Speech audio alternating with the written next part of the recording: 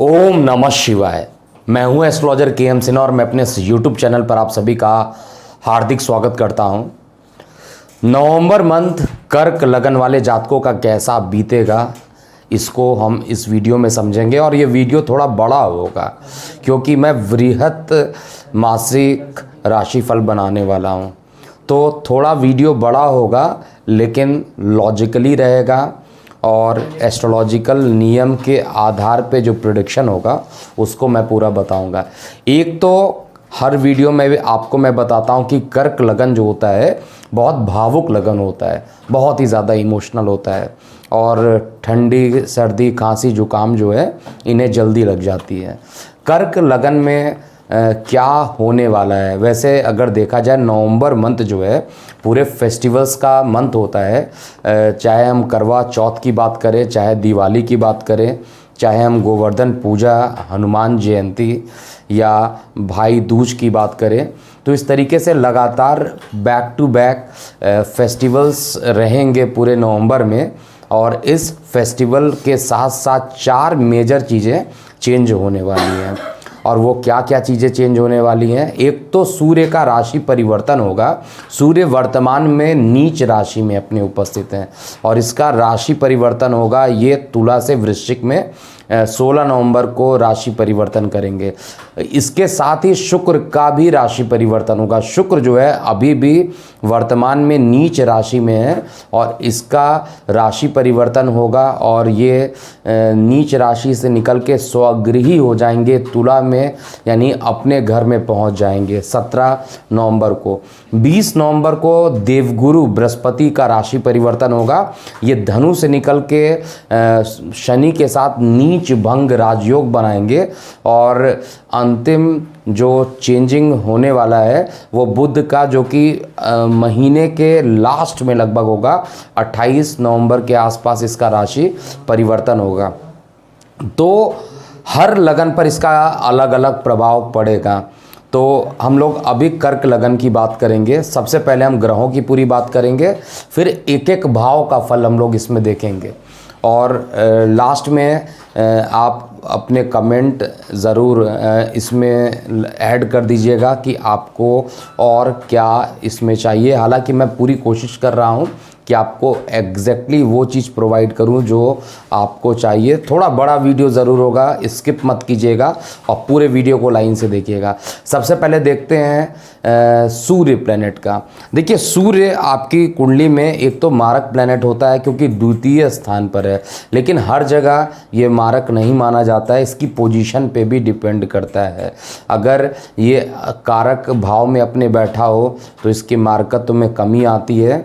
और सूर्य जो है इस समय वर्तमान में आपके सुख स्थान पर नीच का होकर बैठा हुआ है, इसलिए सुख में ये कमी करेगा।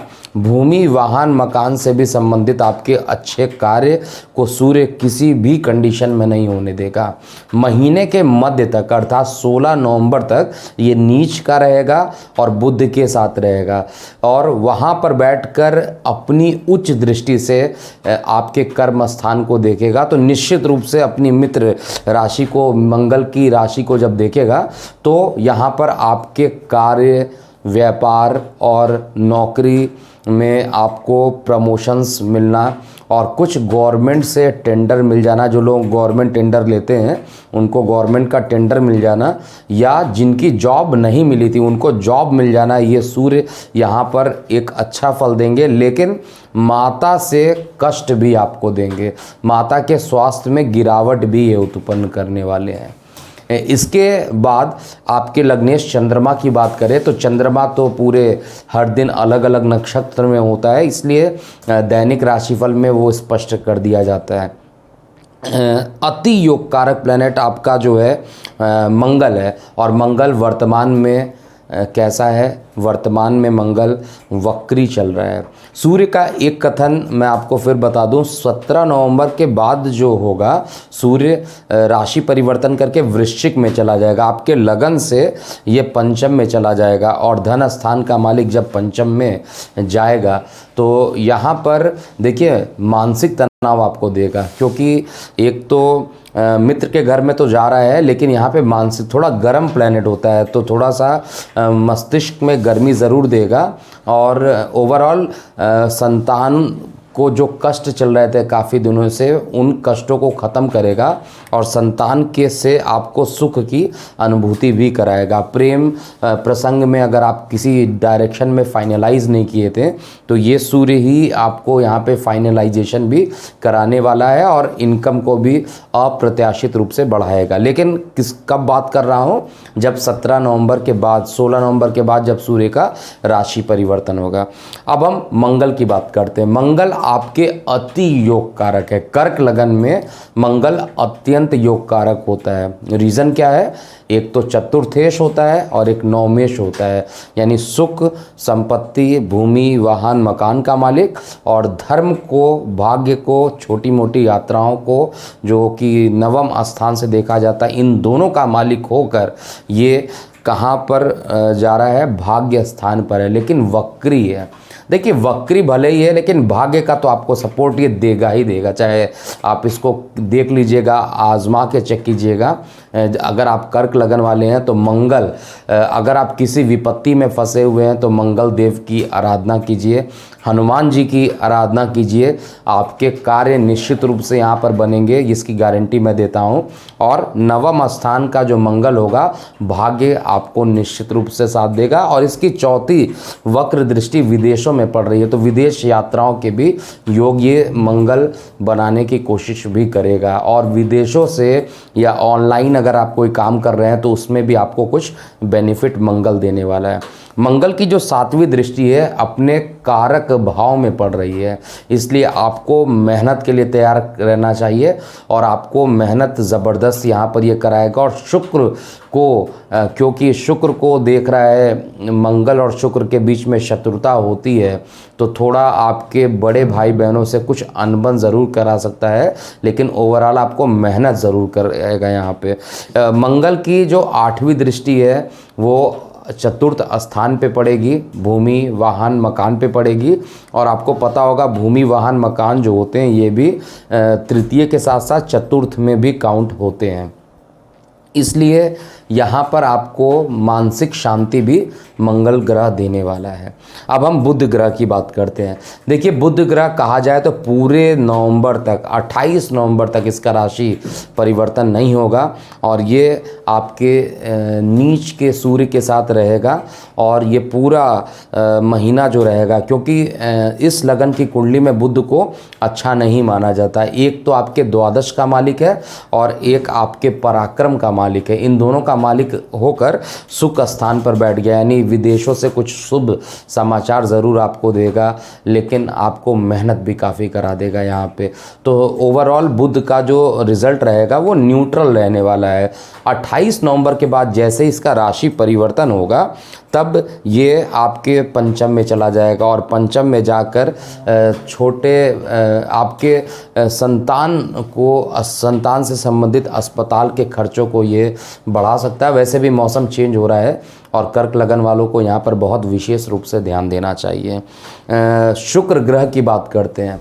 देखिए, शुक्र ग्रह जो होता है कर्क लगन की कुंडली में एक उदासीन ग्रह माना जाता है, एक न्यूट्रल प्लैनेट माना जाता है, क्योंकि इसको एक तो अच्छा घर मिला हुआ है, चतुर्थ स्थान यानी सुख स्थान का मालिक है और एक इनकम का मालिक है जो कि आंशिक मारक भी कहलाता है। तो यहाँ पर सुख स्थान का मालिक है लेकिन नीच का है। तो जैसे ही इसका राशि परिवर्तन होगा 17 नवंबर के बाद, वैसे ही आपके पास जो सुख की अनुभूति होगी वो शुक्र ग्रह आपको निश्चित रूप से सुख देगा।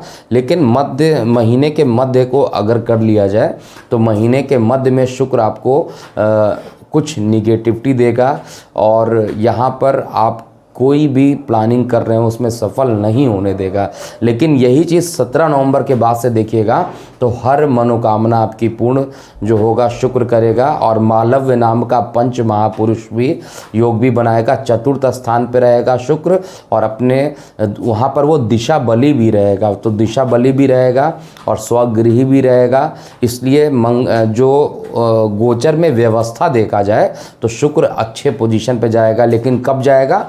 महीने के मध्य में। तो महीने के पहले अलग रिजल्ट देने वाला है जो कि बहुत अच्छा नहीं है। पॉजिटिव रिजल्ट शुक्र देगा। महीने के 17 नवंबर के बाद का जो टाइम होगा उसमें एक अच्छा रिजल्ट शुक्र यहाँ पर देने वाला है। अब हम बात करते हैं देवगुरु बृहस्पति की। देखिए, देवगुरु बृहस्पति यहाँ पर अत्यंत योग कारक मान लिए जाते हैं, क्योंकि एक तो इनको प्रतिस्पर्धा का स्थान मिला हुआ है और एक इनको भाग्य का स्थान मिला हुआ है। लेकिन छठवें घर का स्थान मिलने के कारण थोड़ा सा रोग की संभावना भी ये बढ़ाते हैं। तो बहुत इस लगन कुंडली में योग कारक हैं, क्योंकि भाग्य के मालिक है, भाग्य के अधिष्ठाता हैं। और सबसे बड़ी चीज़ है, जो भाग्य है वो उनका कारक स्थान भी है। आपको पता होगा बृहस्पति के 5 कारक स्थान होते हैं, द्वितीय, पंचम, नवम, दशम, एकादश, ये सभी इनके कारक स्थान माने जाते हैं। और बृहस्पति का 20 नवंबर से पहले बृहस्पति आपके रोग, ऋण, शत्रु में रहेंगे और निश्चित रूप से ये इसकी दृष्टि अस्पताल पे पड़ रही है तो अस्पतालों से रिलेटेड खर्च कराने की ये कोशिश करेंगे। लेकिन 20 नवंबर के बाद जैसे ही ये आपके जीवन साथी के स्थान पे जाकर शनि के साथ नीच भंग राजयोग बनाएंगे, वहीं वो टाइम होगा जब आप मंदिरों के दर्शन करेंगे, धार्मिक स्थलों के दर्शन करेंगे और जीवन साथी से आपके संबंध दिन प्रतिदिन सुधार होगा, दैनिक रोजगार में वृद्धि होगी और आपका भाग्य यहाँ पर पूरे तरीके से साथ देगा। इसके अलावा शनि की बात करें तो शनि ऑलरेडी इस लगन कुंडली में अत्यंत मारक होता है। एक तो सप्तम का भी मालिक और एक अष्टम का भी मालिक, दोनों का मालिक होकर मारक स्थान पर लेकिन स्वगृही बैठा है, इसलिए मारकत्व में इसकी कमी आएगी। लेकिन नेचर इसका तो मारकत्व का है, दैनिक रोजगार को तो ये बढ़ाएगा, जीवन साथी का भी सहयोग देगा। लेकिन मतभेद के बाद, कुछ मतभेद कराने के बाद जीवन साथी के साथ आपके जो संबंध होंगे वो मधुर हो जाएंगे और साथ में अकस्मात आपको कोई धन लाभ भी, ये जो शनि देव है क्योंकि अष्टम के भी मालिक हैं और खुद सप्तम स्थान पे बैठे हैं, तो अगर आपने अपने जीवन साथी के नाम से कोई व्यापार चला रहे हैं या कोई काम कर रहे हैं तो उससे संबंधित आपको एक शुभ परिणाम भी देखने को मिलेगा शनि का। इसके पश्चात अगर हम बात करते हैं राहु की और केतु की, तो राहु आपके एकादश स्थान पर विराजमान है, इनकम में बैठे हैं। तो ये तो मैं पहले भी आप लोगों को बताया था कि राहु का जो राशि परिवर्तन है आपको अकस्मात बड़ा धन देगा, ये श्योर हूँ।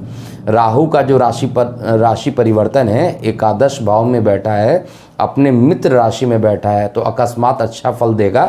लेकिन प्रॉब्लम क्या है कि अभी जिस घर में बैठा है उसका मालिक खुद नीच हो चुका है, इसलिए फल बहुत अच्छा नहीं दे रहा। 17 नवंबर के बाद आपके आय के साधनों में वृद्धि होगी, बड़े भाई बहनों का आपको सहयोग प्राप्त होगा और हर प्रकार से कहा जाए तो चीज़ें आपके लिए फेवर में जाएंगी। केतु की बात किया जाए तो केतु बिल्कुल भी अच्छा नहीं है, क्योंकि एक तो शत्रु राशि में और एक पंचम स्थान पे बैठ के नवम को देखना, त्रिकोण को देखना, ये सबसे इम्पॉर्टेंट है। संतान को कष्ट देना, केतु यहाँ पर आते ही संतान को कष्ट देता है। और साथ में अगर आपका मन पूजा पाठ में करने का होता है तो केतु यहाँ पर मार्ग को अवरोधित कर देता है, आप चाह कर भी धार्मिक यात्राएं नहीं पूर्ण कर पाते हैं। तो केतु का यहाँ पर ऑलरेडी राहु केतु के राशि परिवर्तन पर मैंने पूरा वीडियो यहाँ पे बनाया हुआ है। अब आइए हम देखते हैं हर भाव में इसका क्या प्रभाव पड़ता है। तो सबसे पहले लगन की बात करते हैं। तो लगन पर जो है शनि की दृष्टि पड़ेगी और लगन पे शनि की दृष्टि पड़ने के कारण आपको डिसिप्लिन सिखाएगा शनि, और आप कोई भी काम जिस तरीके से निर्धारित करेंगे उस तरीके से आपको ये करना पड़ेगा।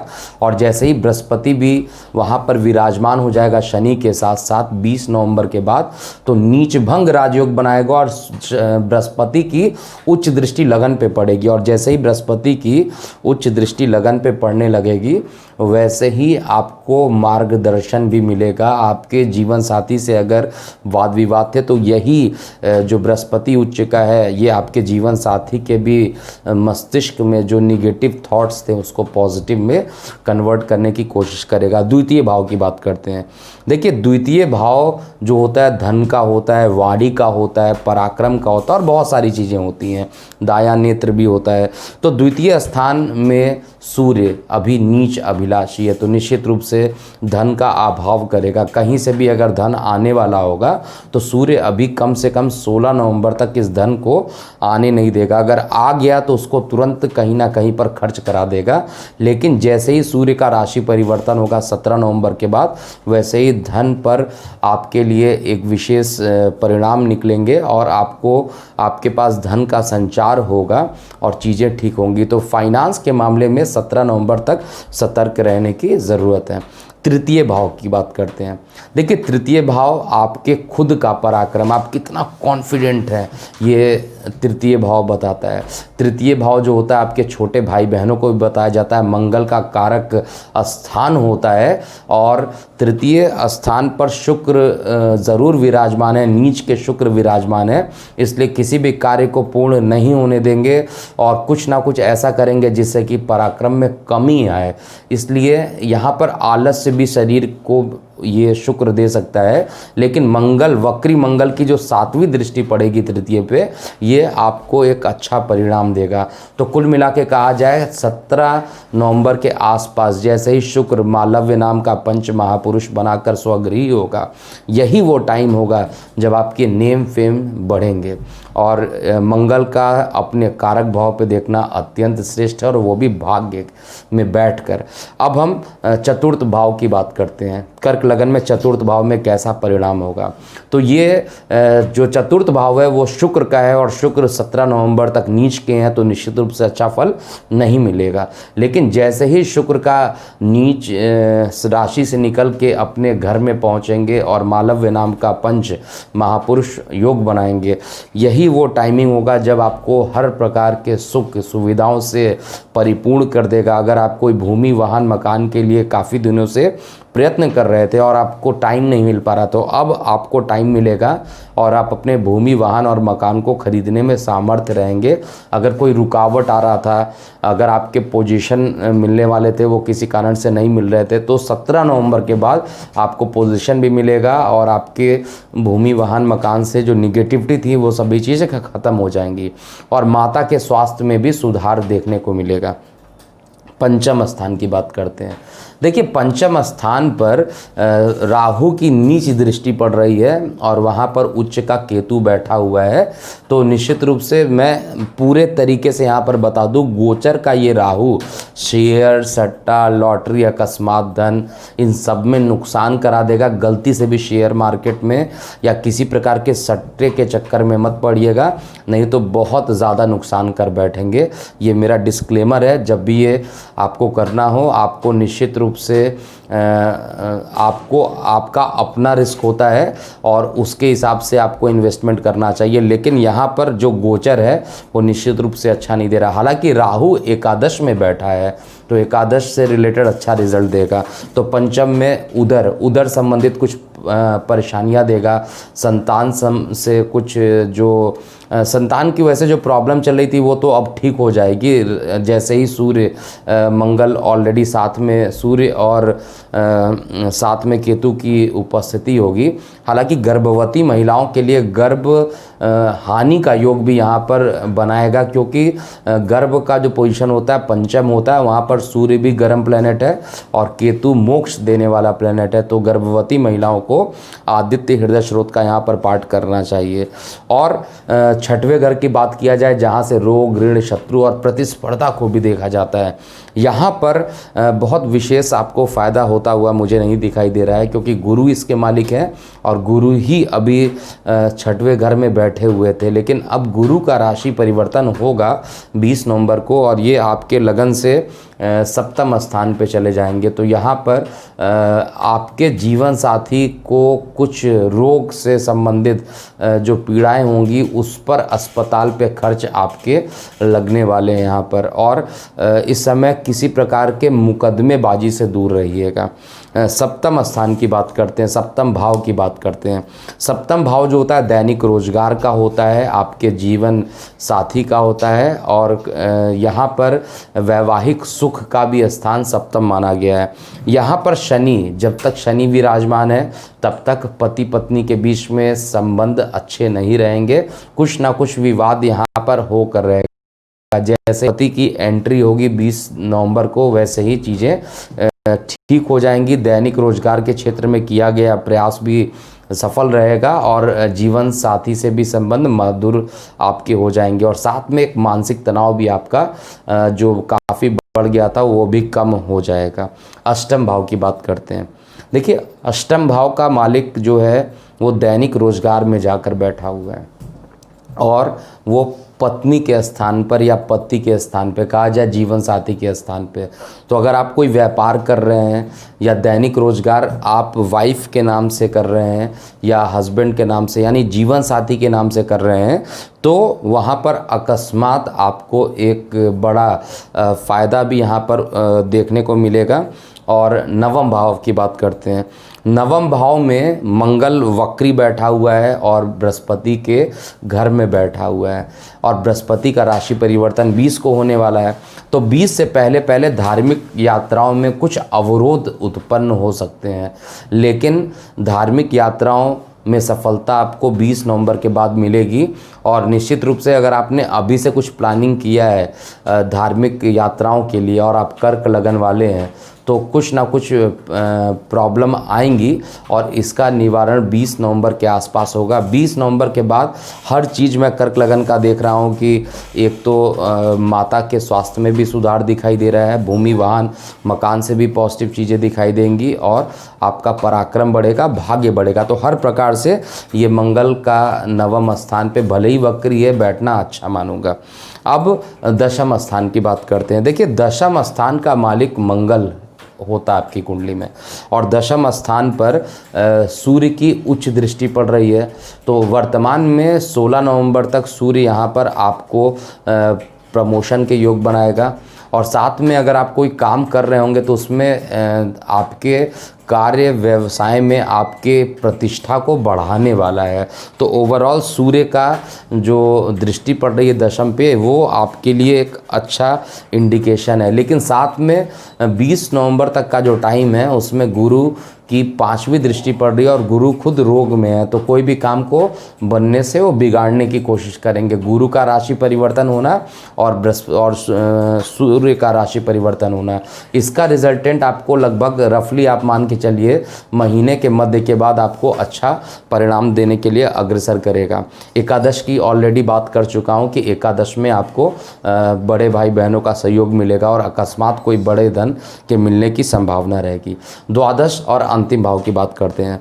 देखिए, द्वादश भाव का मालिक जो है बुध है और खुद ये अस्पताल का मालिक होकर, विदेशों का मालिक होकर संतान के स्थान पर केतु के साथ 28 नवंबर को जाएगा। उससे पहले ये माता के स्थान पे है, तो थोड़ा माता के स्वास्थ्य पर, माता के अस्पताल पर ये खर्च कराएगा और उसके बाद थोड़ा ये संतान के अस्पताल पर खर्च भी ये कराएगा। तो ओवरऑल कर्क लगन वाले जातकों को पंचम और विशेष रूप से गर्भवती महिलाओं को भी, क्योंकि पंचम स्थान पर ऑलरेडी बता चुका हूँ, इस पर आपको ध्यान देना चाहिए। तो ये था पूरा वृहद एक एक पॉइंट को इंक्लूड करते हुए पूरा मासिक राशिफल और कर्क लगन वाले जातकों के लिए। तो अगर आपको चाहिए, देखिए होता क्या है, गोचर में जब हम चीज़ों को बताते हैं तो 50% तक तो अफेक्ट करता ही करता है, लेकिन आपका अगर date of birth, time of birth, place of birth भी पता हो तो हम एग्जैक्ट उसका प्रेडिक्शन निकाल सकते हैं। तो इसके लिए कुंडली एक्सपर्ट की टीम ने दैनिक राशिफल भेजना शुरू कर दिया है, मासिक राशिफल, साप्ताहिक राशिफल और किसी भी ग्रहों का राशि परिवर्तन, शुक्र का हो, सूर्य का हो, हर ग्रहों के राशि परिवर्तन का रिपोर्ट आपको भेजा जा रहा है और कस्टमाइज लाइव प्रोडक्शन भेजा जा रहा है। केवल ऐसा नहीं कि एक प्रिंट कर दिया और उससे आपके, आजकल मार्केट में बहुत सारे छपे छपाए आपको डायरेक्ट मिल जाएगा, डेट ऑफ बर्थ डाल दीजिए और सारी चीज़ें आपके आ जाएंगे। उसमें कितनी चीज़ों की सच्चाई होती है, कितनी की नहीं होती, लेकिन हम लोग कस्टमाइज चीज़ों को बना रहे हैं और कस्टमाइजेशन जो किया जा रहा है वो रिसर्च एंड डेवलपमेंट करके काफ़ी किया जा रहा है। और अगर आप चाहते हैं कि आपका भी ट्रायल यहाँ पर एक्टिवेट किया जाए तो आप हमारे व्हाट्सएप नंबर 9818318303 पर आपको इसका रिक्वेस्ट भेजना चाहिए। तो अभी के लिए इतना ही। मैं हूँ एस्ट्रोलॉजर के सिन्हा। ओम नमः शिवाय।